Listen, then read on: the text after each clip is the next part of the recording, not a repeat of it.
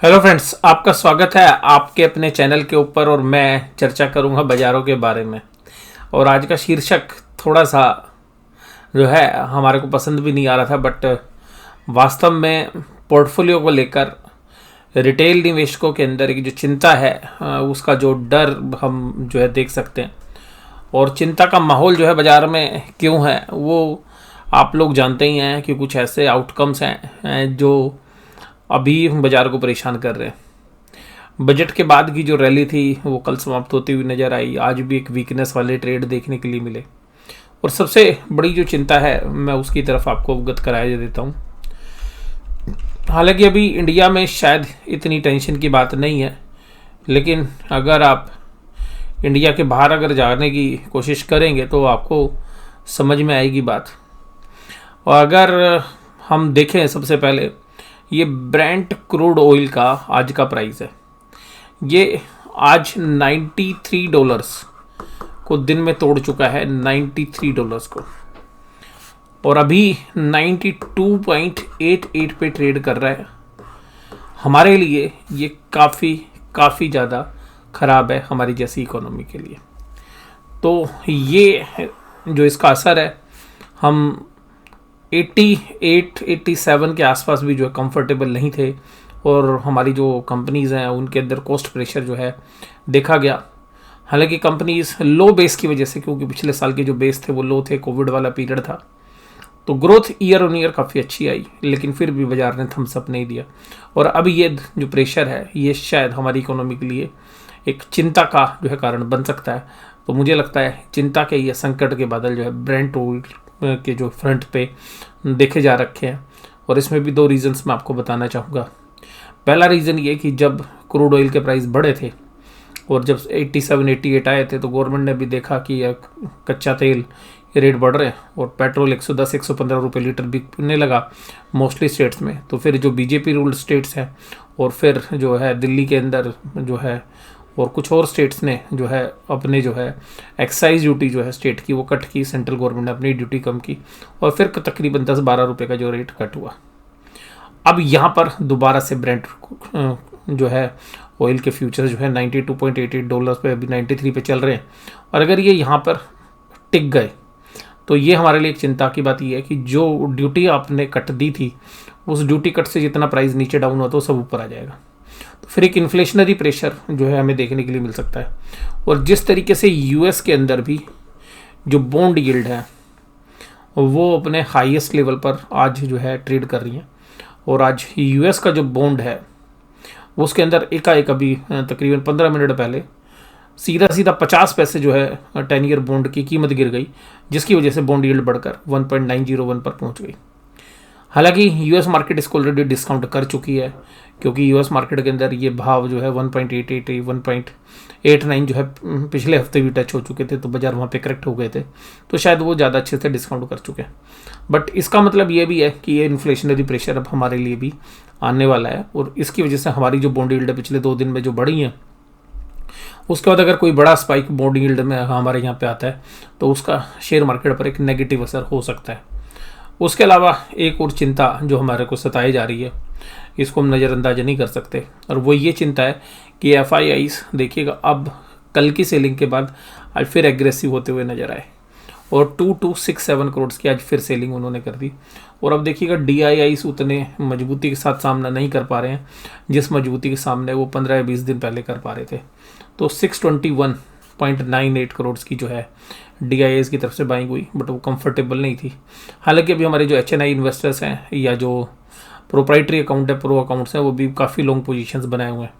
But अब मुझे personally ऐसा देखने के लिए लग रहा है, जो मेरे एनालिसिस हैं, कि अगर 5 दिन और 2000 करोड़ से ऊपर की सेलिंग होगी, 10,000 करोड़ की सेलिंग से लेके अगर 20,000 करोड़ की सेलिंग अगले हफ्ते हो गई, तो शायद बहुत बड़े जो लॉन्ग के सौदे हैं, यानी कि लॉन्ग पोजीशंस बनी हुई हैं प्रो अकाउंट के अंदर, हमारे एचएनआई नो अकाउंट्स के अंदर, वहाँ पर एक स्टॉप लॉस ट्रिगर कर सकते हैं। तो उसकी वजह से हो सकता है कि अगले हफ्ते में आपको 4-5% भी बाजार गिरते हुए नज़र आ सकते हैं अगर चीज़ें नहीं सुधरी तो। ये जो है एक कॉज ऑफ कंसर्न है और उसका खामियाजा हम सब लोगों को भुगतना पड़ेगा। और वो भुगतना कैसा पड़ेगा कि हमारी जो पोर्टफोलियो की वैल्यू है वो जो है नीचे आ सकती है और उसमें जो प्रेशर्स आ रहे हैं वो इन्फ्लेशन वाले प्रेशर आ रहे हैं। तो इसके अलावा भी मोस्टली जो इन्वेस्टर्स हैं या मोस्टली जो ट्रेडर्स हैं वो लॉन्ग की साइड में बैठे हुए हैं और मोस्टली जो पोजीशन है, क्योंकि हम इन्वेस्टर हमें तो रहते ही लॉन्ग में, हो सकता है कि हम अपनी पोजीशन को कुछ जो है थोड़ा बहुत जो है हम अपना हेज करके जरूर रखते हैं, तो हो सकता है कि उस वजह से हमारी शॉर्ट्स पोजीशन हो जाती हैं। लेकिन नॉर्मली जो एक ट्रेडर के इन्वेस्टर्स है, ट्रेडर्स भी अगर हम बात करें तो जो स्टॉक्स में करते हैं तो डिलीवरी बेस करते हैं तो वो लॉन्ग होते हैं हमेशा। मोस्टली ट्रेडर्स में भी जो एफ.एन.ओ के ट्रेडर्स भी हैं मोस्टली जो है लॉन्ग ही रहते हैं। जो एच.एन.आई इन्वेस्टर्स जो है दोनों साइड खेलते हैं और अभी एफ.आईज तो देखिएगा शॉर्ट्स बैठे हुए हैं। तो ये एक चिंता का जो है कारण हमें और दिख रहा है और ये मैं तब भी आपके साथ चिंता जाहिर कर रहा था जब मैं कल आपके साथ एनालिसिस कर रहा था। इसके बाद आज थोड़ा सा कंफर्ट है कि इन्होंने अपने इंडेक्स फ्यूचर्स लॉन्ग कर लिए, बट ये कंफर्ट है कि भाई ठीक है आप इंडेक्स को लॉन्ग कर रहे हैं, लेकिन ये भी हो सकता है कि ये अपनी पोजीशंस को हेज कर रहे हैं, इस वजह से भी इंडेक्स को लॉन्ग कर लेते हैं।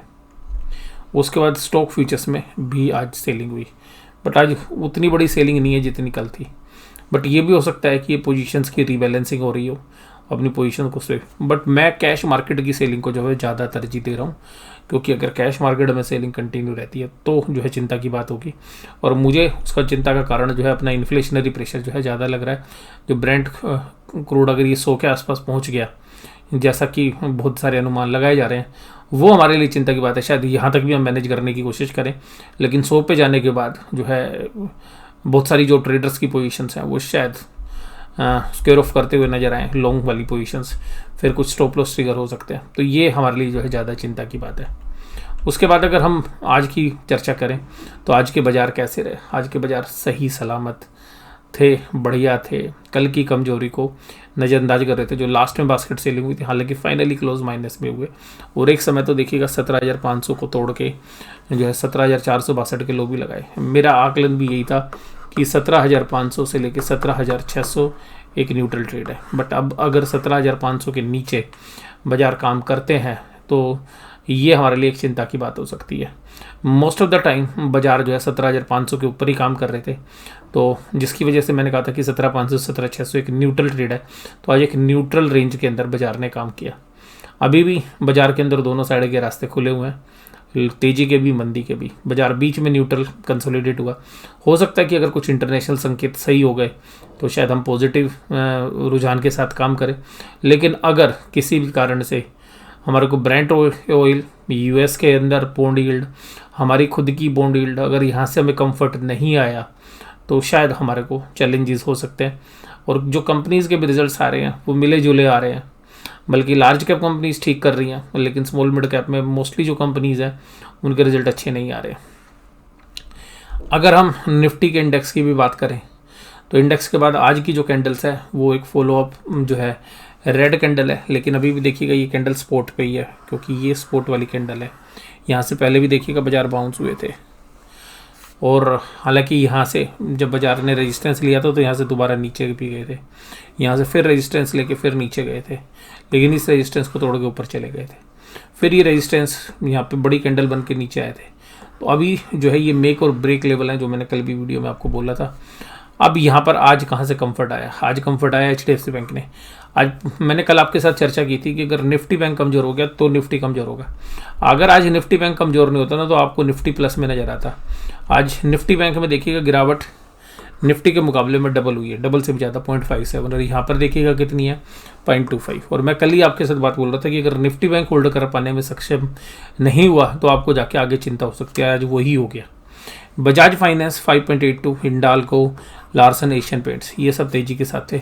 अब एशियन पेंट्स के ऊपर भी देखिएगा चैलेंजेस आ जाएंगे। एक वेल एस्टेब्लिश एक ब्रांडेड कंपनी, इनके ऊपर भी जो है डिमांड का जो है असर हो जाता है कि अगर चीज़ें महंगी होती हैं तो डिमांड थोड़ी सी कम होने का डर हो जाता है, और फिर उसको पास ऑन करना जो मार्जिन्स हैं उन पे इम्पैक्ट पड़ जाता है। तो क्रूड ऑयल के जो प्राइस हैं वो पेंट कंपनीज़ के लिए, केमिकल कंपनीज़ के लिए, स्पेशलिटी केमिकल कंपनीज़ के लिए, स्पेशली रॉ मटेरियल जो है वहीं से क्रूड ऑयल के डेरिवेटिव से आता है, वो एक चैलेंज है सबसे बड़ा। उसके बाद देखिएगा रिलायंस इंडस्ट्रीज़ पर अगर हम देखें तो आज फिर कमजोरी थी, और रिलायंस इंडस्ट्रीज़ में भी ओपन इंटरेस्ट में भी अगर हम देखें तो ऊपर की तरफ कॉल राइटिंग काफ़ी ज़बरदस्त हो रखी है, एक इन्फोसिस के अंदर और एक इसके अंदर, और ये तकरीबन 20% वेट रखते हैं दोनों निफ्टी का। और बाकी कुछ और दिग्गज भी जो शेयर्स हैं वहाँ पर ऊपर की तरफ कॉल राइटिंग स्टार्ट हो रखी है। HDFC, SBI, ICICI बैंक और कोटक महिंद्रा, जो मुझे चिंता के बादल जो है उस वजह से भी लग रहे हैं। आज एडवांस डेक्लाइन रेशियो देखिएगा, डेक्लाइन अब जो है दोबारा से जो है दिन के अंदर जो है बढ़ जाते हैं, तो एक बाजार की इनहेरेंट स्ट्रेंथ की वीकनेस जो है दिखा रहे हैं। इसके अलावा देखिएगा आज जो है ONGC ने संभाल के रखा बाजार को, हिंडाल्को ने, सन फार्मा ने, एशियन पेंट ने डिवीज लेवल, लेकिन इनका वेट ज़्यादा नहीं था। आज गिरावट थी हीरो मोटोकॉर्प में, कल का सितारा आज गिरता हुआ नजर आया। SBI के कल रिजल्ट आएंगे, तो SBI अपने 52 वीक हाई पे चल रहा है, तो वहाँ से आज 10-12 रुपये जो है कमज़ोर हो गया। कल ये होल्ड कर रहा था, आज होल्ड नहीं कर पाया। देखिएगा अब SBI के रिजल्ट पे, अगर SBI के रिजल्ट बहुत अच्छे आ गए तो क्या होगा, ऑलरेडी मार्केट डिस्काउंट करके बैठी है, तो ज़्यादा गुंजाइश है नहीं, 5-10-15 रुपये चल सकता है। वो पहले भी आप 52 वीक हाई लगा दिए हैं, उन हाई के आसपास तोड़ देगा, 5-10 रुपये ऊपर चला जाएगा। लेकिन अगर SBI के ख़राब रिजल्ट आ गए तो भाई साहब जो 52 वीक हाई पे शेयर है, जरा सी भी उकचुक हो गई ना तो SBI के जो है ना बखिया उधेड़ देंगे सोमवार को। और क्योंकि ऐसे जो शेयर्स हैं जिनके रिजल्ट अच्छे आने की उम्मीद है, हालांकि SBI के रिजल्ट अच्छे आने की उम्मीद है, लेकिन फिर भी कल पता चलेगा। NTPC, Mahindra and Mahindra, Bajaj, HDFC life सब आज गिरावट के साथ काम कर रहे थे। कोटक महिंद्रा बैंक देखिएगा परसों है तो ऐसा लग रहा था कि पता नहीं कोटक महिंद्रा बैंक ने क्या खा लिया है, 2 रुपये भी नहीं गिर रहा था बजट से अगले दिन, और आप देखिएगा 2 दिन के अंदर इसमें ऊपर ले जाके जो है बड़े प्लेयर्स ने अपना माल ऑफलोड कर दिया। और मैं बताता भी हूँ कि जब इस तरीके की कैश मार्केट में तेज़ी लग रही है और फ्यूचर में 1 या 2 दिन बाद शेयर कमज़ोर होता है, तो इसका रीज़न यही होता है कि कैश में खरीद के वो फ्यूचर बेच देते हैं और अपनी पोजीशन को बाद में देख लेते हैं। और कुछ लोग जो केवल कैश मार्केट में ही काम करते हैं तो उनको तो लगता है कि आज बहुत तेज है, और 2 दिन बाद उनको पता चलता है और उनका तो शेयर ही गिर गया। HDFC लिमिटेड, रिलायंस इंडस्ट्रीज़ और पावर ग्रिड ये सब कमजोरी के साथ काम कर रहे थे। निफ्टी बैंक आज देखिएगा 0.57 तो गिरा, लेकिन आज देखिएगा 38,562 पर क्लोज हुआ। देखिएगा निफ्टी ने तो न्यूट्रल क्लोजिंग दी है, और इसने भी कहाँ क्लोजिंग दी है बैंक निफ्टी में, 38,800 पे। ये इसका रेजिस्टेंस लेवल था जब नीचे से बाजार ऊपर जाता था, यहीं से पलटी मारता था मल्टीपल टाइम, और इस बार 38,800 तोड़ के ऊपर भी गया। लेकिन वो जो ब्रेकआउट हुआ वो अब ऐसा लग रहा है कहीं वो फेक ब्रेकआउट तो नहीं है, लेकिन वो सोमवार को पता चलेगा। अगर 38,800 के नीचे, अगर ये बाजार 38,500 के नीचे चला गया या नीचे क्लोज हो गया, तो समझ लीजिएगा फिर 38,800 एक फिर दोबारा से एक मेजर रेजिस्टेंस बन जाएगी। तो आज पूरी तरीके से जो है बुल्स ने बचाने की तो कोशिश की, लेकिन अंत होते होते बियर्स ने कहा देखो मैं 38,800 के नीचे बाजार को बंद करके दिखा रहा हूँ आपको। तो इसका मतलब क्या है, बाजार जाते जाते बियर्स ने एक बात बता दी कि मैं तुम्हारे 38,800 के नीचे बाजार बंद करके दिखा रहा हूँ, यानी कि एक तरीके से सांकेतिक रूप से बियर्स ने बताने की कोशिश की कि जो तुम्हारे टेक्निकल लेवल्स हैं, जो स्ट्रॉन्ग वाले लेवल्स हैं, 38,800 के ऊपर बंद होता तो हम ये कहते हैं कि बुल्स ने संकेत दे दिया कि हम देखो 38,800 के ऊपर बंद करा के लेके जा रहे हैं।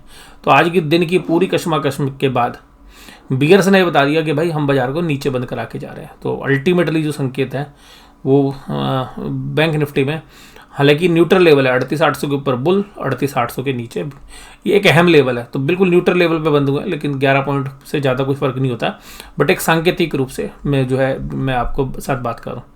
अब ये जो कैंडल का देखिएगा पुल बैक था, अब ये पैटर्न जो है एक छोटा डब्ल्यू बना था, अब ये जो पैटर्न है अगर ये यहाँ नीचे आ गया तो ये एम बन सकता है। तो या तो ये लेवल भी मैं आपको कह रहा हूँ कि ये अभी भी आज जो लेवल से मैंने कल भी मेक और ब्रेक बोला था, आज ही वही बोल रहा हूँ क्योंकि कैंडल वहीं पे आसपास ही है। तो अगर ऊपर जाएगी तो एक और डब्ल्यू बन जाएगा, और अगर नीचे आ गई तो एम बन जाएगा। तो ये लेवल्स जो है ना बड़े क्रिटिकल लेवल्स हैं। ऐसे लेवल पर जनरली जो सौदे होते हैं वो क्या होते हैं, ऐसे टाइम पर एक बड़े मूव की संभावना रहती है। ऐसे टाइम पे दोनों पुट और कॉल खरीद के जाना जो है सबसे समझदारी का काम होता है, केवल 1 दिन के लिए या 2 दिन के लिए, कि भाई सब यहाँ से बाजार कोई भी एक बड़ा मूव करेगा तो जो स्टार्डल बायर्स हैं वो काफ़ी अच्छा पैसा कमा लेते हैं। आज सारे बैंक माइनस में थे, केवल SBI को छोड़ के, तो SBI अकेला लीड कर रहा था। एक और भी बैंक था प्लस में, लेकिन उनका ज़्यादा वेट नहीं है, पर वेट के मामले में देखिए आप SBI, Kotak Mahindra bank, ICICI bank, PNB, AU small finance bank सभी माइनस में थे। और इवन आज एक्सिस भी न्यूट्रल ही था। तो एक्सिस बैंक देखिएगा न्यूट्रल था, इसीलिए वहाँ पे नहीं है, केवल HDFC बैंक प्लस में था, सब माइनस में थे। ये डेटा मैं आपके साथ डिस्कस कर चुका हूँ। US की 10 ईयर की बॉन्ड यील्ड, ये जो है चिंता की बात है। और ये जो बॉन्ड यील्ड है ये आज ही अभी तुरंत 15 मिनट पहले ही एकदम तेज़ी के साथ बढ़ी। ऑप्शन चेन के डेटा हालांकि अभी इतने डेवलप नहीं हुए, लेकिन आज फिर भी पहला दिन था। 17,500 पे 21,000 कॉन्ट्रैक्ट देखिएगा पुट के अंदर लिखे गए हैं, वहीं पे कॉल के अंदर 17,500। तो देखिएगा उसी लेवल पर ऑप्शन चेन के डेटा भी वही बता रहे हैं भाई यही लेवल है, इसके नीचे बेयरिश, इसके ऊपर बुलिश। तो इसी के ऊपर जो है मामला, दोनों साइड बराबरी का मामला है। ओपन इंटरेस्ट देखिएगा 58,000 है, पुट में तेजी करने वाले, मंदी करने वाले भी ज़्यादा दूर नहीं है, 48,000 कॉन्ट्रैक्ट है। तो फिर भी इसके बाद अगर आप देखेंगे कि कॉल राइटिंग ऊपर की तरफ अगर देखेंगे 17,600 पे 41,000 कॉन्ट्रैक्ट लिखे गए, वहीं पे 70,400 की स्पोर्ट पर केवल 20,000 कॉन्ट्रैक्ट ही ऐड किए गए हैं। तो अगर इस एंगल से देखें तो 17,600 एक मेजर रेजिस्टेंस है, जो मैं आपको पहले ही बोल रहा हूँ। उसी तरीके से 17,400 इतनी मेजर सपोर्ट नहीं है। तो अगर यहाँ से बाजार टूटता है तो 17,400 भी साफ होएगा, 17,300 भी साफ होएगा, 17,200 तक पे क्या आसपास आके थोड़ा सा काम हो सकता है अगर बाजार में नीचे की तरफ है। ऊपर की तरफ देखेंगे तो 17,600 पहला हर्डल है, अगर ये हर्डल टूटता है तो फिर 17,800 तक बाजार में रास्ते खुलते हुए नजर आएंगे, क्योंकि यहीं पे फिर ज़्यादा ओपन इंटरेस्ट है। बैंक निफ्टी में देखिएगा 38,800 मेजर है, हालांकि यहाँ पे ओपन इंटरेस्ट नहीं है, क्योंकि बैंक निफ्टी में ना ओपन इंटरेस्ट 500 पॉइंट दूर होता है। तो अगर 500 पॉइंट दूर देखें तो 38,500 पे जो है 22,000 कॉन्ट्रैक्ट लिखे गए हैं पुट के अंदर, और उसी तरीके से कॉल के अंदर लिखे गए हैं 45,000। तो अभी जो पहला रेजिस्टेंस एरिया है वो 39,000 ही है, और स्पोर्ट अगर हम देखें तो अभी जो है 38,500 है, पहली जो है स्पोर्ट है। अभी ऑप्शन चेन बनी नहीं है, डेटा है नहीं, तो अभी देखते हैं सोमवार को बाजार किस तरफ से रुक करते हैं, फिर जो है ज़्यादा क्लियरिटी के साथ बात आएगी। तो कुल मिलाकर जो है अब फंडामेंटल रीजंस की वजह से संकेत नेगेटिव आ रहे हैं, और कुल मिलाकर हमें जो है अभी भी महंगाई का जो डर है वो सबसे ज़्यादा सता रहा है, क्योंकि अगर महंगाई का डर हमारे को कंटिन्यू रहेगा तो एक सबसे खास बात ये है कि हमें जो सबसे बड़ी चिंता होगी वो रेट ऑफ इंटरेस्ट बढ़ाने पड़ेंगे। लेकिन रेट ऑफ इंटरेस्ट के बारे में मैं कभी वीडियो बताऊंगा आपको कि भारत सरकार हालांकि कंट्रोल तो नहीं करती, RBI कंट्रोल करता है, लेकिन RBI में जिस तरीके का मैकेनिज्म है अभी रेट ऑफ इंटरेस्ट सरकार बढ़ने नहीं देगी, बेशक से महंगाई बढ़ जाए। वो क्यों होगा वो मैं आपको बताऊंगा, क्योंकि गवर्नमेंट अगर ये 7.5 लाख करोड़ का बजट लेके चल रही है तो गवर्नमेंट को उसमें से बहुत बड़ा पैसा तो उधार लेना है। गवर्नमेंट अपनी उधारी को क्यों महंगा करेगी, और गवर्नमेंट कंट्रोल तो कर ही सकती है। जब से MPC बनी है तो उसके बाद आदि तो नॉमिनीज जो है वो गवर्नमेंट ऑफ इंडिया के हैं, तो गवर्नमेंट ऑफ इंडिया के लोग गवर्नमेंट की नहीं सुनेंगे तो किसकी सुनेंगे। हालांकि वो फिर भी एक इंडिपेंडेंट बॉडी है, पर मुझे लगता है कि रेट ऑफ इंटरेस्ट इतनी जल्दी नहीं बढ़ेंगे, और इस अगले हफ्ते जो है सेंट्रल बैंक यानी कि RBI की तरफ से जो है क्रेडिट पॉलिसी का ऐलान भी हो सकता है। तो देखेंगे कि किस तरीके की स्थिति रहती है, बट महंगाई जो है एक चिंता का कारण जो है बनती जा रही है, और वही मेरे लिए जो है सबसे बड़ा ट्रिगर पॉइंट है। और उसी वजह से जो है मैं संकट के बादल जो अभी जो FIIs की सेलिंग है शायद वही एक रीज़न है, क्योंकि जो कंपनीज़ के रिजल्ट्स हैं वो तो अच्छे हैं नहीं, लेकिन हम लोग पिछले 1-1.5 साल में बहुत अच्छे रन अप देख चुके हैं, बहुत अच्छी तेज़ी कर चुके हैं। तो हमारे को ऐसा हजम नहीं होता कि यार बाजार नीचे भी आ सकता है, तो और इसीलिए हम लोग लॉन्ग बैठे हुए हैं। हो सकता है आप में से बहुत सारे लोग जो है कैश की पोजीशंस में भी हो, मैं भी कंफर्टेबली जो है कैश की पोजीशंस में हूँ, लेकिन फिर भी जो पैसा लगा हुआ है वो तो लॉन्ग साइड ही है। तो बाज़ार में संकट के बादल जो है हमें दिख रहे हैं, तो थोड़ा सा जो है हम अलर्ट हैं अभी। कोई बात नहीं, थोड़ी रिटर्न नहीं आएगी, बट थोड़ा सेफ साइड जो है हमने अपनी पोजीशंस को हेज करने की कोशिश कर रखी है। तो वीडियो देखने के लिए धन्यवाद, थैंक यू वेरी मच।